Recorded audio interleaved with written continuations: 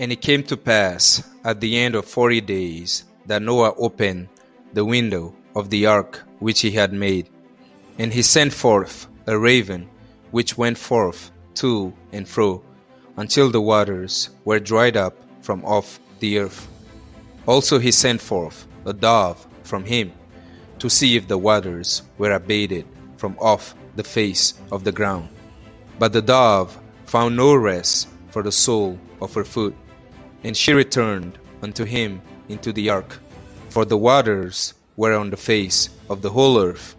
Then he put forth his hand, and took her, and pulled her in unto him into the ark. And he stayed yet other 7 days, and again he sent forth the dove out of the ark. And the dove came in to him in the evening, and lo, in her mouth was an olive leaf plucked off.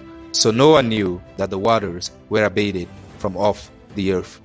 And he stayed yet other 7 days, and sent forth the dove, which returned not again unto him any more. And it came to pass in the 601st year, in the first month, the first day of the month, the waters were dried up from off the earth. And Noah removed the covering of the ark, and looked, and behold, the face of the ground was dry. And in the second month, on the 27th day of the month, was the earth dry.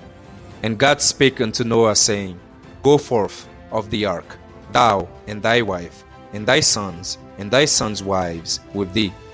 Bring forth with thee every living thing that is with thee, of all flesh, both fowl and of cattle, and of every creeping thing that creepeth upon the earth, that they may breed abundantly in the earth, and be fruitful and multiply upon the earth.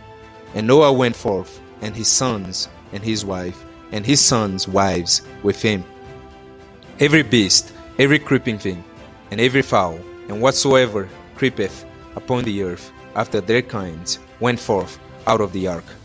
And Noah builded an altar unto the Lord, and took of every clean beast, and of every clean fowl, and offered burnt offerings on the altar.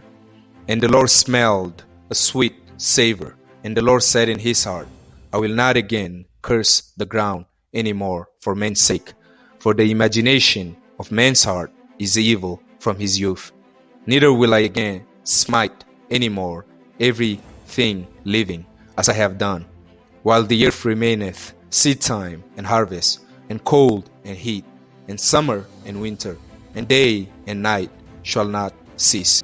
Greetings, salut, hola, lafia, and mulibanji.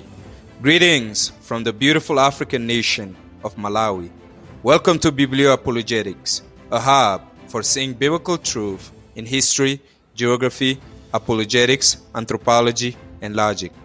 Due to the wicked nature of man, God decreed judgment upon man in the form of the flood, which destroyed the animal kingdom and the human race, except Noah and those who were with him in the ark.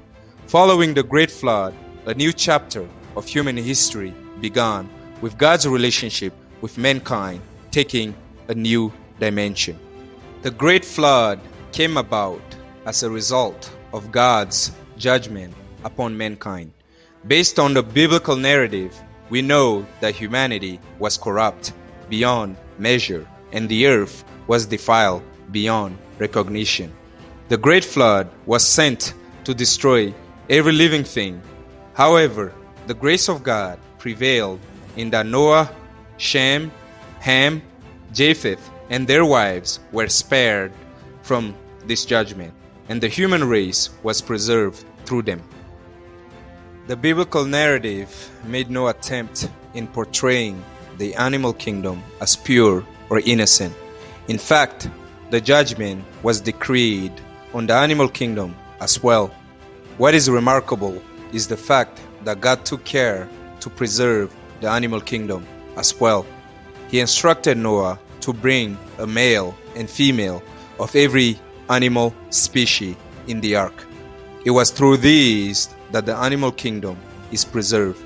Thus, another demonstration of God's grace.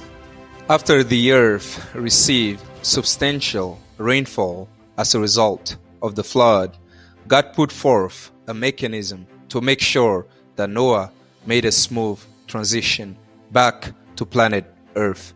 This came in the form of a raven and dove that periodically left the ark to make sure the waters receded enough for Noah, Shem, Ham, Japheth, and their wives to come to land.